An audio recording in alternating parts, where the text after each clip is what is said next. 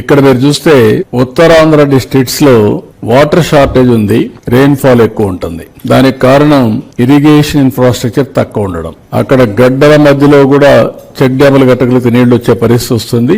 Ground water table కూడా పైనే ఉంటుంది, అయినా కూడా చాలా వరకు నీటి సమస్యలు ఉన్నాయి. రాయలసీమ డిస్ట్రిక్ట్స్ కానీ, ప్రకాశం, నెల్లూరు డిస్ట్రిక్ట్స్ ఇవన్నీ కూడా ఫ్రీక్వెంట్ గా డ్రౌట్స్ రావడం, దీనివల్ల అగ్రికల్చర్ పూర్తిగా దెబ్బతింటా ఉంది. రాయలసీమ మనం చూస్తే రతనాలసీమగా చేసే అవకాశాలు ఉన్నాయి నీళ్లు ఇవ్వగలిగితే.